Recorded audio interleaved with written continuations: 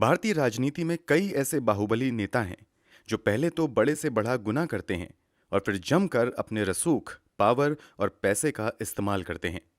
ये कहानी भी एक ऐसे ही 6 बार के विधायक और मायावती की सरकार में मंत्री रहे बाहुबली नेता की है, जिसने पहले तो अपने से आधी उम्र की लड़की को अपने झांसे में फंसाकर 3-3 बार प्रेग्नेंट कर दिया और फिर उसके साथ ऐसी खौफनाक वारदात को अंजाम दिया कि सुनकर आज भी रूह कांप जाती है।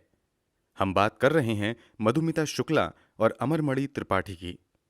तो आखिर क्या है अमरमणि त्रिपाठी और मधुमिता शुक्ला की पूरी कहानी? चलिए जानते हैं सब कुछ इस वीडियो में आगे। यकीन मानिए, जब आप इस केस के बारे में सिलसिलेवार तरीके से सब कुछ जानेंगे तो आपके लिए यकीन करना भी मुश्किल हो जाएगा। तो वीडियो में अंत तक जरूर बने रहिए। फिलहाल वीडियो में आगे बढ़ने से पहले अगर आपने क्राइम की कहानी चैनल को सब्सक्राइब नहीं किया है तो जल्दी से चैनल को सब्सक्राइब कर बेल आइकन जरूर दबा लीजिए। तो चलिए अब कहानी शुरू करते हैं। 1989 में पहली बार विधायक बनने वाले अमरमणि त्रिपाठी आने वाले वर्षों में उत्तर प्रदेश की राजनीति में बड़े नेता के तौर पर पहचाने जाने लगे थे।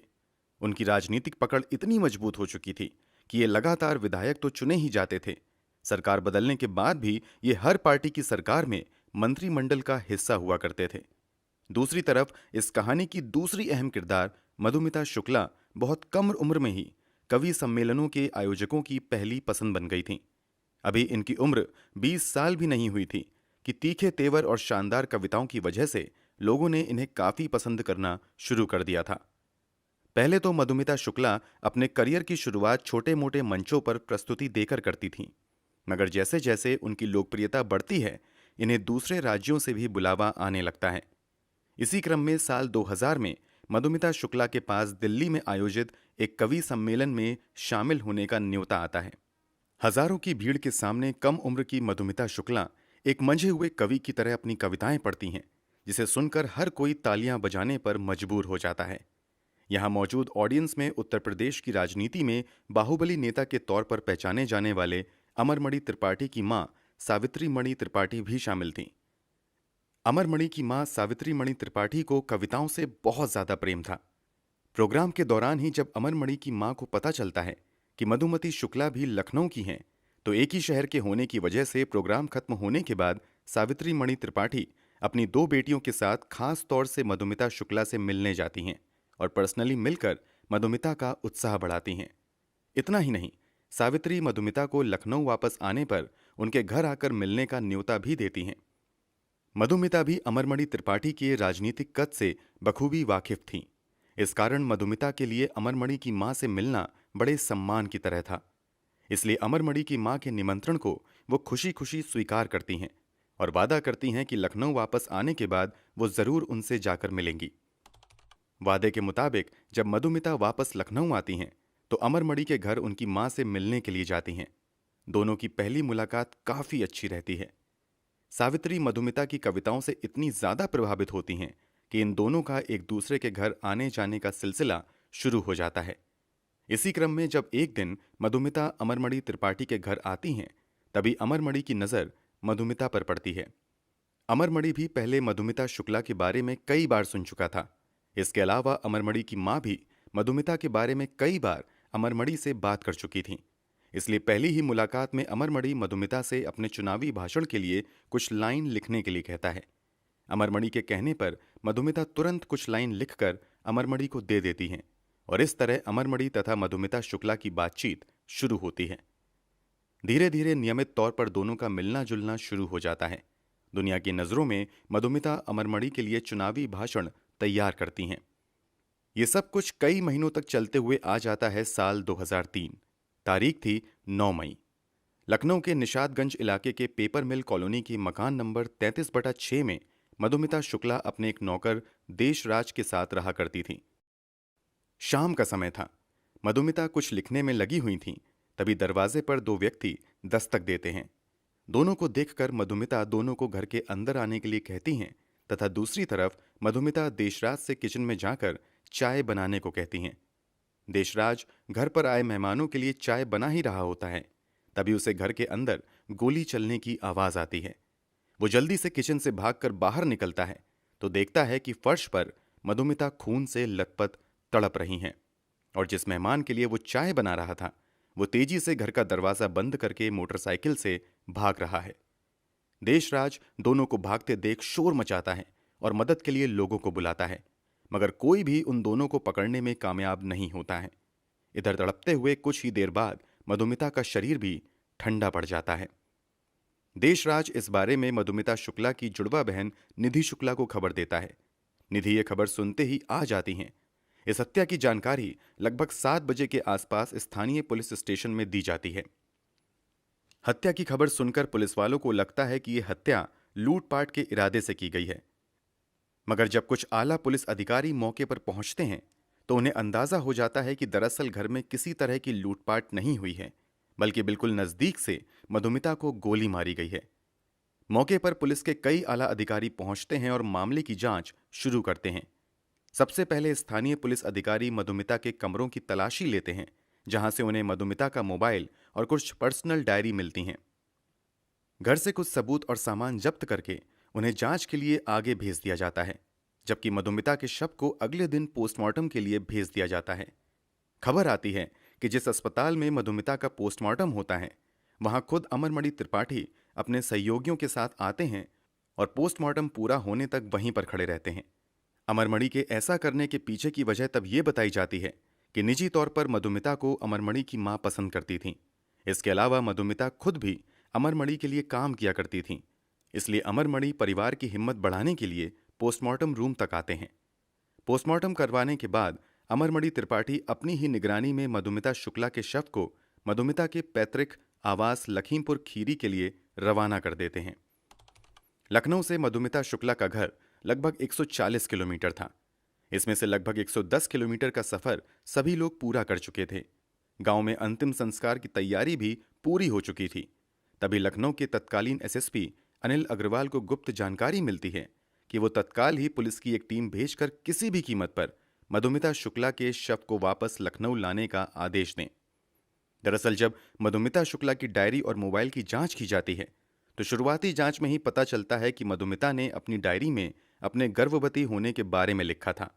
इसके अलावा इस डायरी से यह भी पता चलता है कि मधुमिता और अमरमणि त्रिपाठी पिछले कई वर्षों से लगातार रिलेशनशिप में थे। डायरी में यह भी दावा था कि इन दिनों मधुमिता शुक्ला गर्भवती थी। एसएसपी अनिल अग्रवाल तुरंत इन दावों के बारे में मधुमिता शुक्ला की बहन निधि शुक्ला से बात करते हैं। निधि ये बात कंफर्म करती है कि अमरमणि त्रिपाठी और उसकी बहन मधुमिता शुक्ला काफी समय से एक दूसरे के साथ रिश्ते में थे और ये तीसरी बार है जब मधुमिता प्रेग्नेंट हुई हैं। इससे पहले 2 बार मधुमिता का अबॉर्शन करवा दिया गया था। इसका भी जिक्र मधुमिता की डायरी में मिलता है।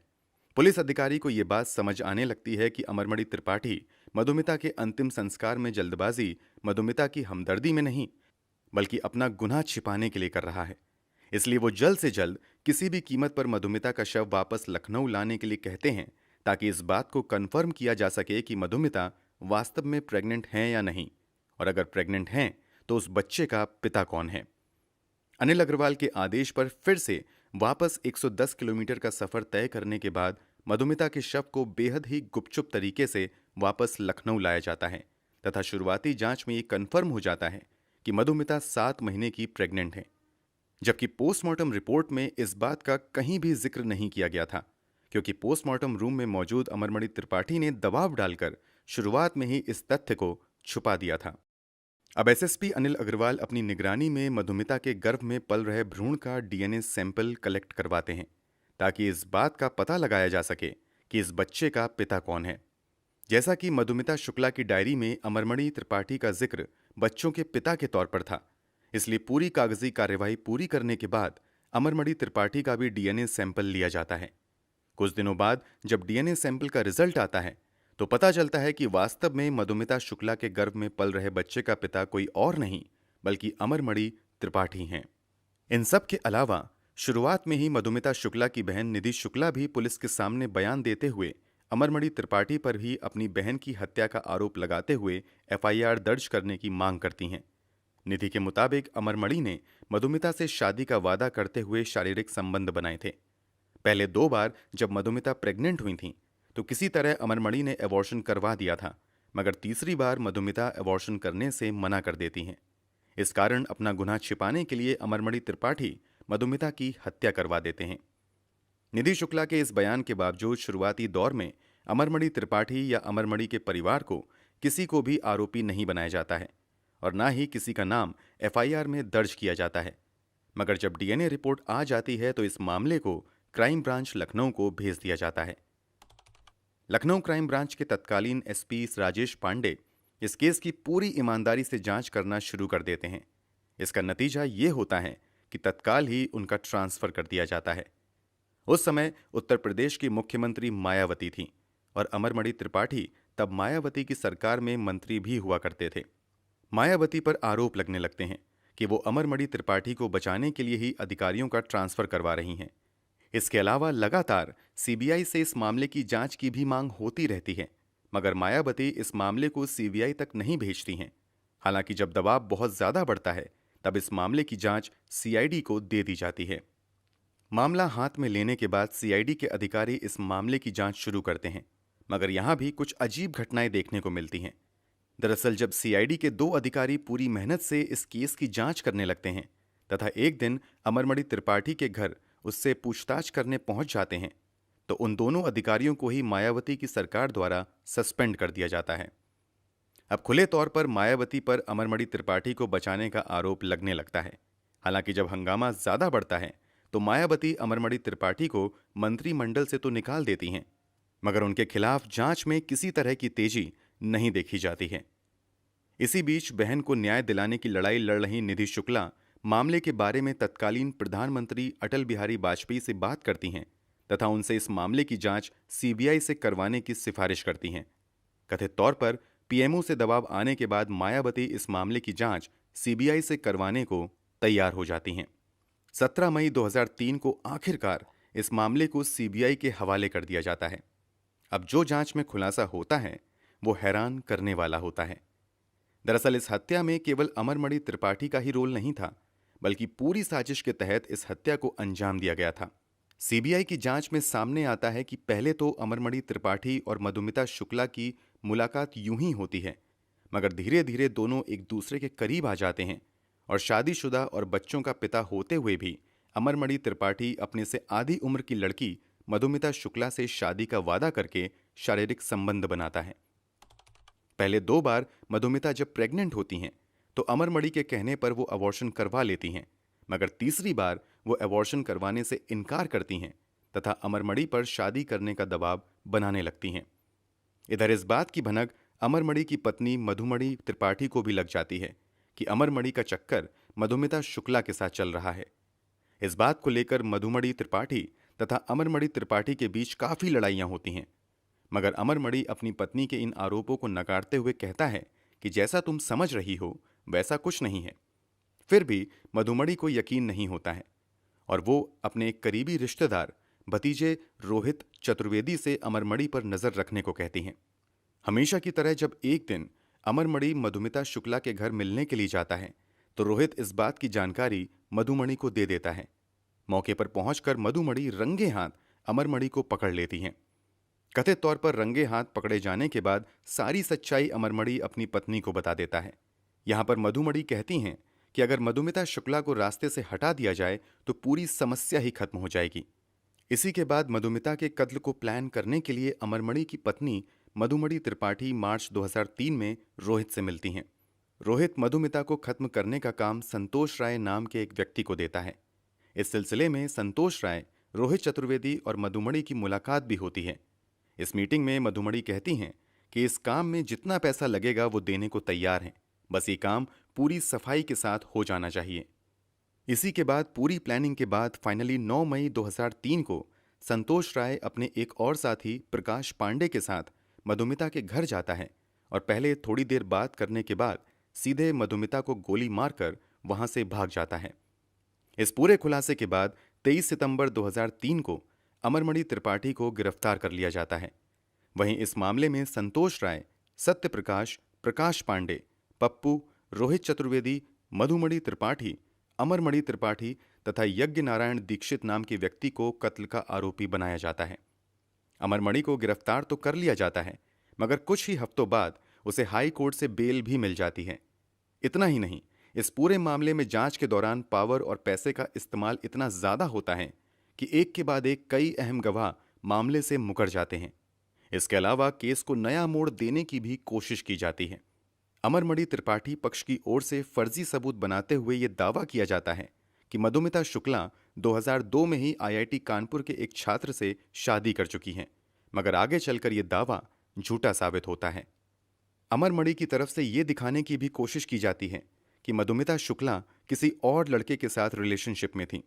इसके लिए बीएसएनएल के अधिकारियों के साथ मिलकर फर्जी सीडीआर बनवाया जाता है तथा उसे सबूत के तौर पर कोर्ट में पेश किया जाता है, मगर आगे चलकर यह भी फर्जी साबित हो जाता है। भले ही एक के बाद एक फर्जी सबूत और गवाह फेल हो रहे थे, फिर भी अमरमणि त्रिपाठी पर आंच नहीं आती है और वो आजाद घूमता रहता है। इसी के बाद मधुमिता शुक्ला की बहन निधि शुक्ला केस को उत्तर प्रदेश के बाहर ट्रांसफर करने के लिए सुप्रीम कोर्ट में अपील करती हैं।